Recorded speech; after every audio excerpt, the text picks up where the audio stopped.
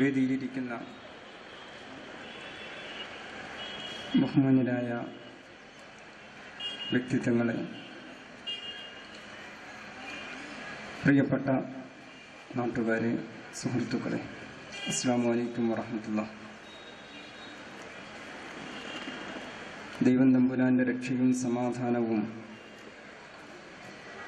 നമുക്കും നമ്മുടെ നാടിനും ഉണ്ടാകട്ടെ എന്ന് ആത്മാർത്ഥമായി പ്രാർത്ഥിക്കുന്നു, ആശംസിക്കുന്നു. സംഘപരിവാർ കാലത്തും ഇന്ത്യക്ക് ജീവിച്ചേ പറ്റൂ എന്ന മുദ്രാവാക്യവുമായി സോളിഡാരിറ്റി യൂത്ത് മൂവ്മെന്റ് ഒരു മാസക്കാലയളവിൽ നീണ്ടു നിൽക്കുന്ന പ്രചാരണ ക്യാമ്പയിനിൻ്റെ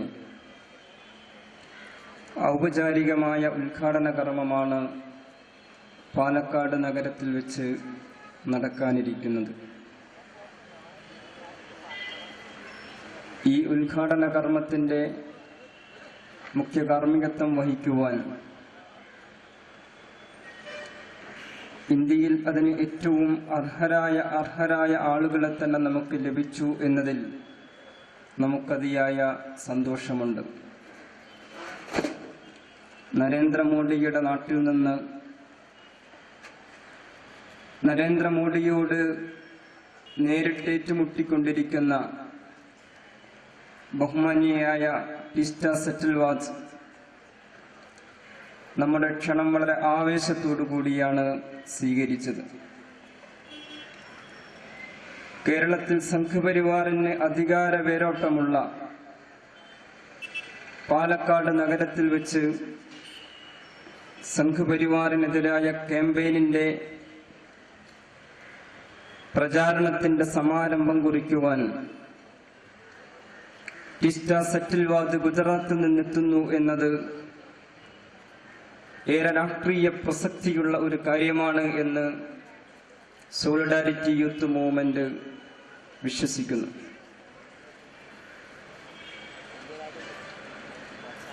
വലിയ ഭൂരിപക്ഷത്തോടു കൂടിയാണ് നരേന്ദ്രമോദിയുടെ സർക്കാർ നമ്മുടെ രാജ്യത്ത് അധികാരത്തിൽ വന്നത്. നരേന്ദ്രമോദിയുടെ സർക്കാർ അധികാരത്തിൽ വരും മുമ്പേ തന്നെ ഈ രാജ്യത്തിലെ ജനാധിപത്യ വിശ്വാസികളും ഈ രാജ്യത്തിലെ മതേതര വിശ്വാസികളും സർവോപരി എല്ലാ മനുഷ്യസ്നേഹികളും ആശങ്കിച്ചുകൊണ്ടിരുന്ന കാര്യങ്ങളാണ് നമ്മുടെ രാജ്യത്തിപ്പോൾ പുലർന്നുകൊണ്ടിരിക്കുന്നത്. തങ്ങൾക്ക് ലഭിച്ചിരിക്കുന്ന അധികാരത്തിന്റെ ധാർഷ്ട്യത്തിലാണ് സംഘപരിവാർ ഇപ്പോൾ തങ്ങൾക്ക് ലഭിച്ചിരിക്കുന്ന അധികാരത്തിന്റെ ദുരുപയോഗമാണ് രാജ്യത്തിന്റെ സർവ്വമേഖലയിലും നടത്തിക്കൊണ്ടിരിക്കുന്നത്. ഈ രാജ്യത്തിന്റെ ഏറ്റവും വലിയ സൗന്ദര്യം അത് ഈ രാജ്യത്തിന്റെ വൈവിധ്യമാണ്. എത്രയേറെ മതങ്ങളുണ്ട് നമ്മുടെ രാജ്യത്ത്, എത്രയേറെ വിശ്വാസ ആശയധാരകളുണ്ട് നമ്മുടെ രാജ്യത്ത്. മതമില്ലാത്തവരിൽ എത്രയേറെ ചിന്താധാരകൾ നാസ്തികതയിലും യുക്തിവാദത്തിലും അധിഷ്ഠിതമായ എത്രയേറെ ചിന്താധാരകളുണ്ട് നമ്മുടെ ഈ രാജ്യത്ത്.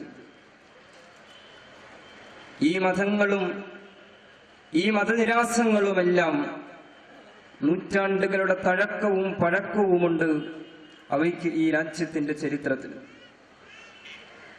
ഈ വൈവിധ്യങ്ങളെയെല്ലാം നിരാകരിച്ചുകൊണ്ടാണ് സംഘപരിവാർ രാജ്യത്തിലെ പൗരന്മാർക്ക് നേരെ വില്ലുകുലച്ചുകൊണ്ടിരിക്കുന്നത്. കൽബുർഗിയെപ്പോലുള്ള ഒരാൾ, പൻസാരയെപ്പോലുള്ള ഒരാൾ എന്തുകൊണ്ടാണ് ഇത്ര മൃഗീയമായി കൊല ചെയ്യപ്പെടുന്നത് എന്ന് ചിന്തിച്ചു നോക്കിയാൽ സംഘപരിവാർ മുന്നോട്ട് വെക്കുന്ന ആശയങ്ങളെ വൈജ്ഞാനികമായി അവർ പ്രതിരോധിച്ചു എന്നത് മാത്രമാണ് അവർ ചെയ്ത അപരാധം. സംഘപരിവാറിന് ഈ രാജ്യത്ത് അധികാരത്തിൽ വരാൻ ഈ രാജ്യത്തിനകത്തു തന്നെ ചില ശത്രുക്കൾ ആവശ്യമുണ്ട്. നേരത്തെ ഇവിടെ മണ്ഡൽ കമ്മീഷനെ കുറിച്ച് സൂചിപ്പിച്ചു. 1990-കളിൽ ഇന്ത്യൻ പാർലമെന്റിൽ മണ്ഡൽ കമ്മീഷൻ ശുപാർശകൾ നടപ്പിലാക്കുവാൻ ശ്രീമാൻ VP സിംഗ് തീരുമാനിക്കുമ്പോൾ അത് ഈ രാജ്യത്തിന്റെ ചരിത്രത്തിലെ സുപ്രധാനമായ ഒരു ചുവടുവെപ്പായിരുന്നു. ഈ രാജ്യ ജനസംഖ്യയിലെ 80% വരുന്ന വലിയ ഒരു ജനവിഭാഗമുണ്ട്. അത് ഈ രാജ്യത്തിലെ ദലിതുകളാണ്. അത് ഈ രാജ്യത്തിലെ മതന്യൂനപക്ഷങ്ങളാണ്. അത് ഈ രാജ്യത്തിലെ നമ്മൾ OBC എന്ന് പേരിട്ട് വിളിക്കുന്ന പിന്നാക്ക ജനവിഭാഗങ്ങളാണ്. ഈ രാജ്യത്തിലെ ആദിവാസികളാണ്. ഈ ആദിവാസിയും ദലിതനും OBCയും പിന്നോക്കക്കാരനും മതന്യൂനപക്ഷങ്ങളും ചേരുമ്പോ ഈ രാജ്യത്തിൽ അവരുടെ ജനസംഖ്യ 80% വരും. മണ്ഡൽ കമ്മീഷൻ പറയുന്നത് 80% വരുന്ന ഈ ജനസംഖ്യക്ക്, ഈ ജനവിഭാഗത്തിന്, ഈ ജനാവലിക്ക് നമ്മുടെ അധികാര സ്ഥാനങ്ങളിൽ എത്രയുണ്ട് സ്ഥാനം എന്നതാണ്. നമ്മുടെ പാർലമെന്റുകളിൽ ഇവരെത്ര പേരെ പ്രതിനിധീകരിക്കുന്നുണ്ട്? നമ്മുടെ നിയമസഭകളിൽ ഇവരെത്ര പേരുണ്ട്? നമ്മുടെ ഉദ്യോഗങ്ങളിൽ ഇവർക്ക് എത്ര പ്രാതിനിധ്യമുണ്ട്? മണ്ഡൽ കമ്മീഷൻ പറയുന്ന അടുത്ത പ്രശ്നം ഏറ്റവും മർമ്മപ്രധാനമായ വിദ്യാഭ്യാസ രംഗമാണ്. വിദ്യാഭ്യാസ രംഗത്ത് 80% വരുന്ന ഈ ജനവിഭാഗത്തിന്റെ പ്രാതിനിധ്യം എത്രയാണ്? ഇനിയും LP സ്കൂളിന്റെ ചവിട്ടുപടി ചവിട്ടാൻ ഭാഗ്യം ലഭിച്ചിട്ടില്ലാത്തവരാണ് ഈ ജനസംഖ്യയിലെ മഹാഭൂരിപക്ഷം കുട്ടികളും എന്ന് മണ്ഡൽ കമ്മീഷൻ പറയുന്നു. ഉന്നത വിദ്യാഭ്യാസ രംഗം പോകട്ടെ, അതവർക്ക് ചിന്തിക്കുവാൻ പോലും കഴിയാത്ത വിധം അപ്രാപ്യമായ ഒരു മേഖലയാണ്. പ്രാഥമിക വിദ്യാഭ്യാസത്തിന്റെ ഏറ്റവും പ്രാഥമികമായ ചവിട്ടുപടിയിൽ വരെ രാജ്യത്തിന് സ്വാതന്ത്ര്യം ലഭിച്ചിട്ട് 4 പതിറ്റാണ്ട് പിന്നിടുമ്പോഴും അവർക്ക് എത്തിപ്പെടാൻ കഴിഞ്ഞിട്ടില്ല എന്ന ഞെട്ടിക്കുന്ന സത്യമായിരുന്നു മണ്ഡൽ കമ്മീഷൻ മുന്നോട്ട് വെച്ചത്. മണ്ഡൽ കമ്മീഷൻ വെച്ച ശുപാർശ 27% ഇവർക്ക് സംവരണം ലഭിക്കണം. ചരിത്രപരമായി പിന്നോക്കം നിന്നുപോയ ഈ ജനവിഭാഗത്തിന് ജനസംഖ്യയിൽ 80%-ഓളം പ്രതിനിധീകരിക്കുന്ന ഈ വലിയ ജനാവലിക്ക് അവർക്ക് 27% സംവരണം കൊടുക്കണം എന്നതായിരുന്നു. അതൊരു കേവലം ഉദ്യോഗത്തിന്റെ മാത്രം പ്രശ്നമായിരുന്നില്ല. അത് കുറെ ആളുകൾക്ക് തൊഴിൽ ലഭിക്കുന്നു എന്നത് മാത്രമായിരുന്നില്ല വിഷയം. മറിച്ച് അത് ഈ രാജ്യത്ത് മുന്നോട്ട് വെച്ച വലിയ ഒരു രാഷ്ട്രീയമായ ഭാവനയുണ്ട്, ഒരു വലിയ രാഷ്ട്രീയ സങ്കല്പമുണ്ട്. 80% വരുന്ന ജനവിഭാഗങ്ങൾ അധികാരത്തിന്റെയും അറിവിന്റെയും ലോകത്ത് നിന്ന് ബഹുദൂരം അകറ്റി നിർത്തപ്പെടുകയും രാജ്യ ജനസംഖ്യയിലെ ചുരുക്കം ചില ആളുകൾ കാലങ്ങളായിട്ട് അധികാരവും അറിവും അവരുടെ കുത്തകയാക്കി വെക്കുകയും ചെയ്യുന്നു എന്ന ഈ സത്യം ഈ രാജ്യത്ത് വെച്ച ഈ രാജ്യത്തിന്റെ മുന്നോട്ട് വെച്ച ഒരു രാഷ്ട്രീയ സമവാക്യമുണ്ടായിരുന്നു. ഈ സമവാക്യത്തെയാണ് സംഘ് പരിവാർ ഏറ്റവും കൂടുതൽ ഭയപ്പെട്ടത്. മണ്ഡൽ കമ്മീഷൻ ശുപാർശ നമ്മുടെ പാർലമെന്റിൽ വന്ന സമയത്താണ് സംഘ് പരിവാർ അയോധ്യ മൂവ്മെന്റ് ആവിഷ്കരിക്കുന്നത്. അതേ സമയത്ത് തന്നെയാണ്, അതേ ചരിത്രഘട്ടത്തിലാണ് അയോധ്യ മൂവ്മെന്റ്, രാമജന്മഭൂമി പ്രശ്നം സംഘ് പരിവാർ ഉയർത്തിക്കൊണ്ടുവരുന്നത്. ഈ മുന്നേറ്റത്തിലൂടെ അവർ രാജ്യത്തോട് പറയാൻ ശ്രമിച്ചത് നമ്മുടെ അടിസ്ഥാന പ്രശ്നം അധികാരമല്ല, നമ്മുടെ അടിസ്ഥാന പ്രശ്നം വിദ്യാഭ്യാസമല്ല, നമ്മുടെ അടിസ്ഥാന പ്രശ്നം ചരിത്രപരമായി നമ്മൾക്ക് എന്തുകൊണ്ട് അറിവും അധികാരവും തടയപ്പെട്ടു എന്നതിനെ കുറിച്ചല്ല നമ്മൾ ആലോചിക്കേണ്ടത്. നമ്മൾ ആലോചിക്കേണ്ടത് അമ്പലത്തെക്കുറിച്ചും രാമനെക്കുറിച്ചുമാണെന്ന് ഈ രാജ്യത്തിലെ വലിയ ഒരു ജനസംഖ്യയോട് അവർ പറഞ്ഞു. പറയാതെ അവർ ന്യൂനപക്ഷ സമൂഹത്തോട്, ഭൂരിപക്ഷ മുസ്ലിം സമൂഹത്തോട് അവർ പറയാതെ പറഞ്ഞത് ഇതിനെല്ലാം അപ്പുറത്ത് പ്രശ്നം പള്ളിയാണ്, അല്ലാഹുവാണ്. അധികാരം അവിടെ ഇരിക്കട്ടെ, വിദ്യാഭ്യാസത്തിന്റെ കാര്യം നമുക്ക് മറന്നേക്കാം. എന്തുകൊണ്ട് ചരിത്രപരമായി നമുക്കിത് നിഷേധിക്കപ്പെട്ടു എന്ന യാഥാർത്ഥ്യങ്ങളെ നമുക്ക് മറക്കാം. നമുക്കിപ്പോ തൽക്കാലം അമ്പലത്തെക്കുറിച്ചും പള്ളിയെക്കുറിച്ചും ആലോചിക്കുകയും അങ്ങനെ തർക്കിക്കുകയും തർക്കം കലാപമായി മാറ്റുകയും ചെയ്തിട്ട് ആ രക്തത്തിൽ നീന്തിയിട്ട് ഞങ്ങൾ വീണ്ടും അധികാരത്തിൽ വരാം. അതായിരുന്നു സംഘ് പരിവാറിന്റെ അയോധ്യ പ്രക്ഷോഭം എന്ന് പറയുന്നത്.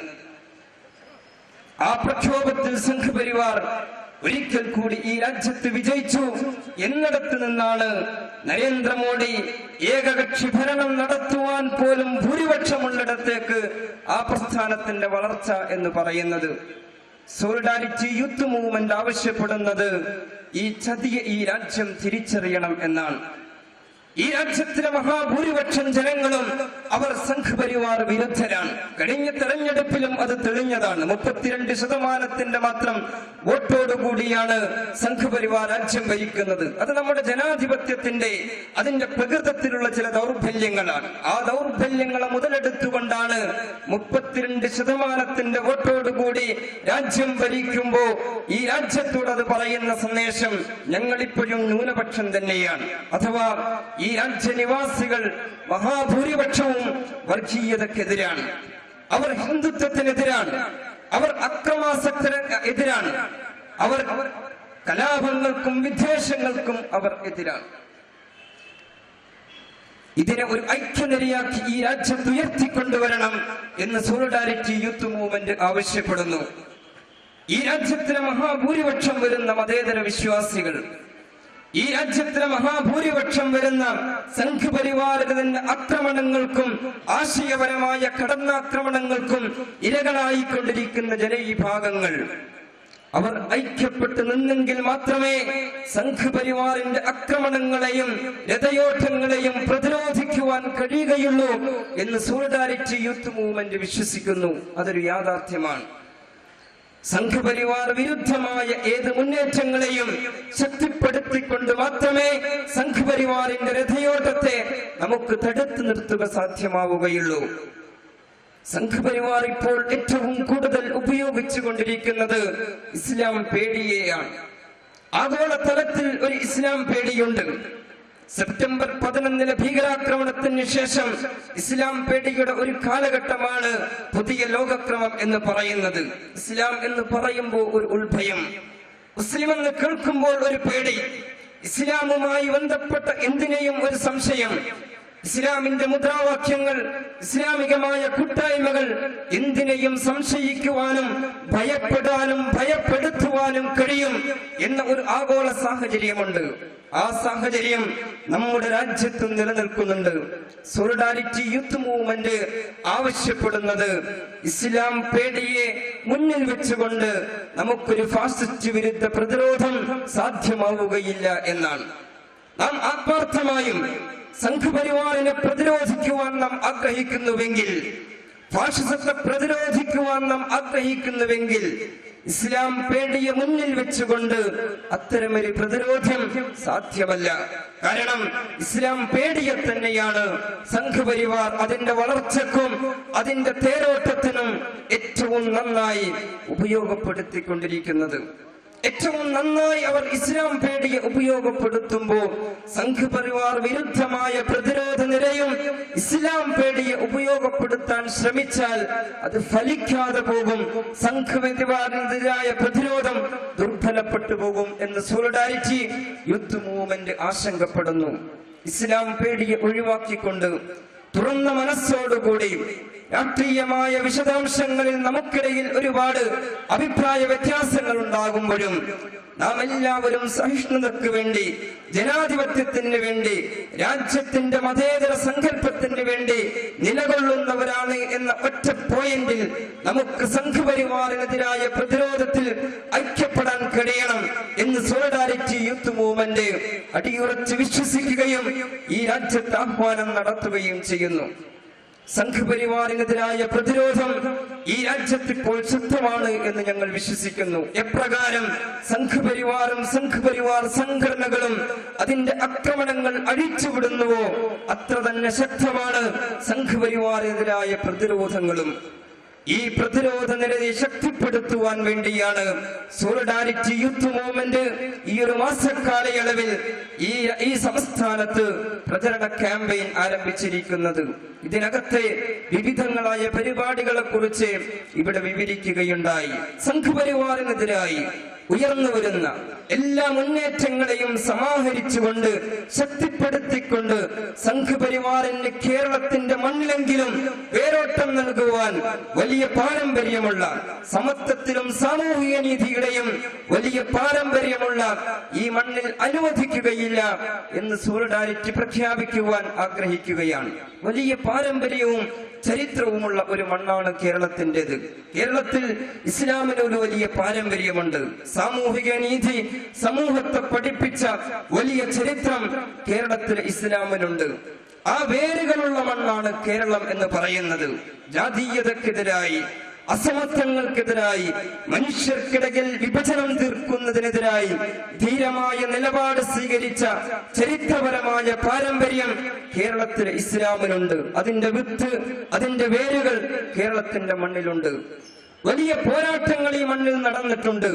ഇസ്ലാമിന്റെ പക്ഷത്ത് നിന്ന് നടന്നു, ഇടതുപക്ഷ പ്രസ്ഥാനങ്ങളുടെ പക്ഷത്ത് നിന്ന് നടന്നു, കർഷക തൊഴിലാളികളുടെ പക്ഷത്ത് നിന്ന് നടന്നു, കർഷകരുടെയും തൊഴിലാളികളുടെയും കീഴാളുകളുടെയും ഭാഗത്ത് നിന്ന് വലിയ പ്രക്ഷോഭങ്ങൾ ഈ കേരളത്തിൽ നടന്നിട്ടുണ്ട്. അതിന്റെ വേരുകളും വിത്തുകളുമുള്ള, അതിന്റെ പാരമ്പര്യമുള്ള മണ്ണാണ് കേരളത്തിന്റെ മണ്ണെന്ന് പറയുന്നത്. ഫ്യൂഡലിസത്തിനെതിരെ, ജാതീയതക്കെതിരെ, ജന്മിത്വത്തിനെതിരെ, സാമൂഹികമായ വിവേചനങ്ങൾക്കെതിരെ, മനുഷ്യർക്കിടയിലെ തരംതിരിവുകൾക്കെതിരെ ചരിത്രപരമായി പോരടിച്ച് ജനാധിപത്യത്തിലേക്ക് വികസിച്ചു വന്ന കേരളത്തിൽ കാടത്തത്തിന്റെ ഒരു പ്രത്യയ ശാസ്ത്രത്തിന് വേരോട്ടം കൊടുക്കുവാൻ അനുവദിക്കുകയില്ല എന്നതാണ് ഈ ക്യാമ്പയിൻ കേരളത്തോട് പറയുന്ന മുദ്രാവാക്യം. ഞാൻ എന്റെ സംസാരം അവസാനിപ്പിക്കുകയാണ്. ബഹുമാന്യയായ ടിസ്റ്റ സെറ്റിൽവാദ് ഇവിടെ എത്തിച്ചേർന്നിട്ടുണ്ട്. ഈ സംഗമത്തിന്റെ ഉദ്ഘാടനം അവരാണ് നിർവഹിക്കുന്നത്. ഈ ക്യാമ്പയിനിലേക്ക്, ഇതിന്റെ തുടർന്നുള്ള പരിപാടികളിലേക്ക് ഈ മുഴുവൻ ജനവിഭാഗങ്ങളുടെയും പിന്തുണ ആവശ്യപ്പെട്ടുകൊണ്ട് എല്ലാവർക്കും അഭിവാദ്യങ്ങൾ നേർന്നുകൊണ്ട് ഞാൻ അവസാനിപ്പിക്കുന്നു. അസ്സലാമു അലൈക്കും.